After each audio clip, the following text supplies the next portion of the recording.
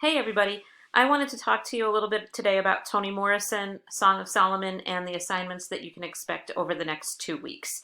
Toni Morrison is my favorite American author. You can see in this picture on the right my novels here that I have at home by her. I left some of them in my office. Far on the right, you can see my very well-worn copy of Song of Solomon. It's falling apart. I've taped it together. So you can see how well loved the novel is, and I'm excited to get to read it again with you. Um, so the first thing I want you to know about Toni Morrison is that she is one of the most well-regarded authors in American literature. She's won, as you can see, many awards. This is just a partial list. Notably, the Nobel Prize in Literature, the only African American woman to win this award, the only American woman to win this award. And in 2012, President Obama gave her the Presidential Medal of Freedom. A number of other awards that she's won as well. As an editor, Morrison began her career by launching the work of many other Black writers. Hilton Als writes that, like Morrison's writing, her editing had a very particular goal: to offer readers stories about Blacks, women, and other marginalized characters which hadn't been told before. In her fiction, according to Rachel Kadziganza, Morrison makes Black life, regular quotidian Black life, the kind that doesn't sell out concert halls or sports stadiums, complex, fantastic, and heroic, despite its devaluation. So when you read Song of Solomon, I want you to think about how she's making Black life complex and fantastic and even heroic. We will talk about that in a couple of weeks when we get near the end. Here's another quotation that Morrison told the same scholar. What interested me was the African American experience throughout whichever time I spoke of. It was always about African American culture and people, good, bad, indifferent, whatever. But that was, for me, the universe. I wanted to share just a couple of reviews, one from when the novel came out and one from much more recently.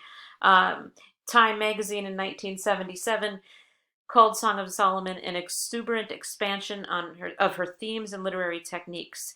Using legend and the tradition of Black oral history, she traces a family from Reconstruction to the Civil Rights Movement, from slavery in the South to farming in Pennsylvania to middle-class respectability in a Midwestern town. More recently on Oprah.com, a reviewer calls this a novel in which mystery unfolds on mystery, revelation on revelation, in which our vision of what we have seen turns, changes, and takes shape again. It is a novel expressing with passion, tenderness, and a magnificence of language the mysterious primal essence of family bond and conflict, the feelings and experience of all people, wanting and striving to be alive. So what to expect as you read? Well, this is a family saga, as the previous two review blurbs suggested. There's a lot going on in the Dead family. That's their name, the Deads. There's drama, there's secrets, there's murder, there's greed, all kinds of stuff. It's also a coming-of-age story. We'll meet Milkman, and we'll follow him basically from birth into his adulthood. And I want you to think about what kind of boy Milkman is and what kind of man he becomes. I also want you to think about magical realism. Remember when we talked about that earlier in the semester? To review, magical realism is the presence of magical or supernatural elements in an otherwise realistic context. So this is not a work of fantasy, this novel. But there are components of magical realism in there. So when you think you've got one, let me know. We'll talk about that in the discussions. So the assignments are posted in content under Song of Solomon. Obviously, you will be reading the novel. You'll also be posting in discussions. And then for your final long paper of the semester, before the exam that is, you're going to be choosing one option. In the original revamp of the class, I said that you'd be writing a traditional essay or an annotated bibliography, but I'm also going to add a simpler option, a less formal option, which is just to do the reading guide. So let's go to D2L and look at these assignments. Okay, So here we are in the table of contents. This updated course schedule is posted both here and under important course documents. So you can find it in two places. Let's look at that real quick. And basically, based on your feedback, I have moved some of the deadlines to Wednesdays and Fridays because some of you said that later in the week would be better for you.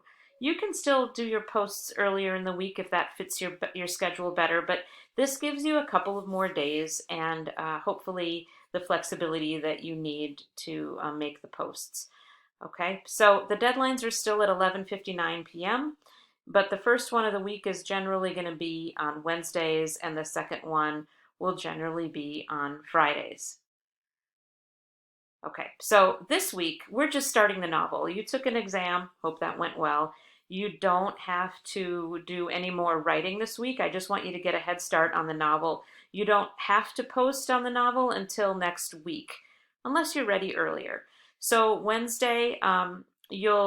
this Wednesday you'll start the novel. For next Wednesday, you'll read up through chapter 3 and post in discussions your in-class writing number 11. Remember how the assignment works. First you make your post, and then within the next 24 hours you come back and reply to at least one classmate.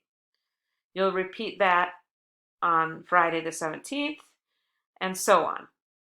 During week 14, there's only one day that you have to post. You don't have two that week. So there'll be a total of 4 posts on Song of Solomon, in addition to the 4 replies that you make to your classmates' posts. You can post much more than that if you have questions, if you get a good discussion going. Okay? I provided the discussions assignment here again. You saw this before in the revision of the class when I posted the explanation of what was going to change. Okay, so again, the first post will be due on 11:59 at 11:59 p.m. And then within the next 24 hours, you will respond to a classmate. Of course, I always want you to read as many posts as you can because this is going to improve your understanding of the novel. Okay, so let's go back. So I mentioned also that there's a longer assignment, the Song of Solomon assignment, and I'm giving you a few different options here from which you may choose. The purpose, no matter which option you choose, is to think more deeply, to dive more deeply into this amazing novel and develop a richer understanding of it. If you want to do the first option, you'd want to start that soon. So I want just to have you put this on your radar. Okay, option 1 is the reading guide. All you have to do is complete it, answer the questions. It's super informal. I think it's low stress. I could be wrong about that, but I think it's low stress and maybe the least time consuming as well.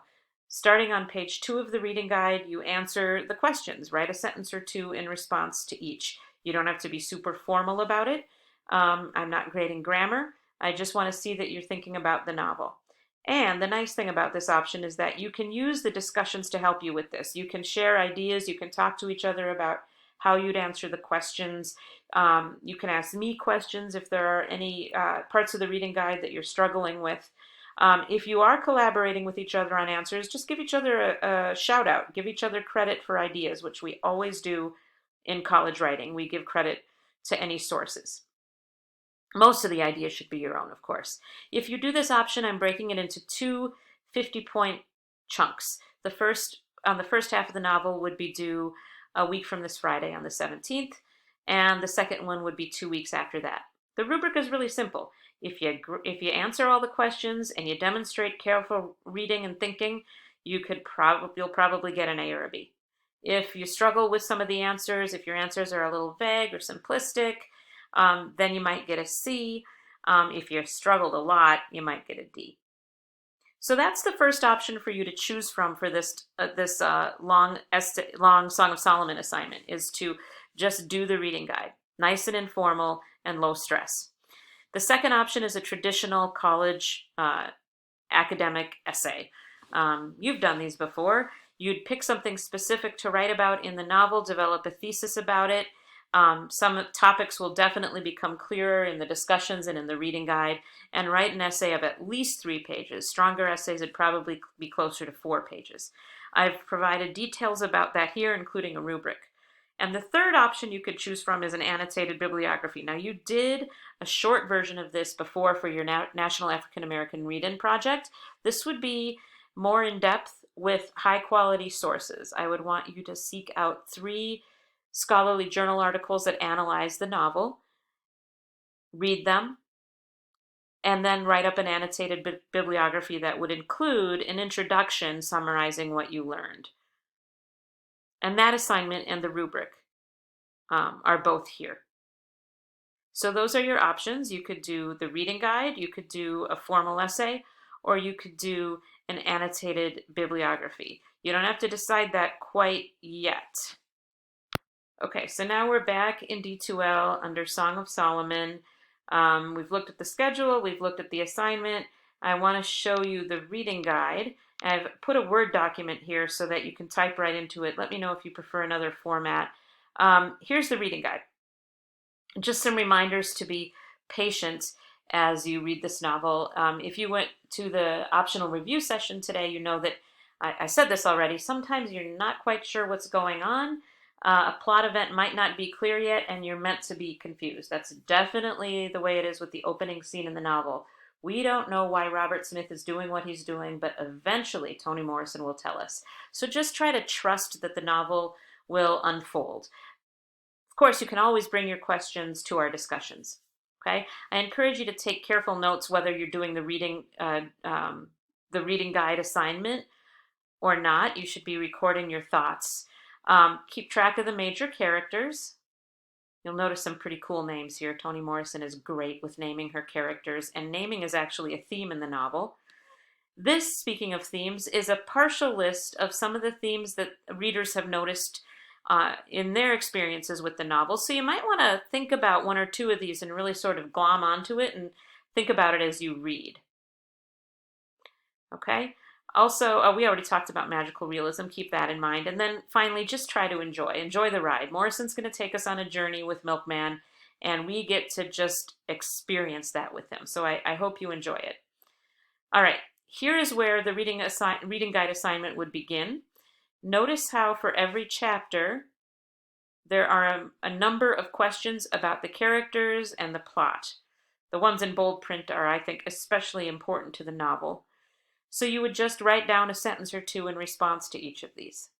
And remember, if you get to one that you don't really understand, you can always ask in the discussions. Every chapter ends with a quick wrap-up. Okay, so you can see there's plenty of questions here. This would take a bit of time for you to invest in, but it's really going to help you understand the novel better. And it'll help you make better discussion posts. Okay, so that's where we are with the upcoming assignments. If you have any questions, as always, you should definitely let me know. I really want you to enjoy this novel, so if there's anything that I can do to help you with that, send me an email. And be well. Take care, and I hope to see you in our optional virtual discussions. Bye.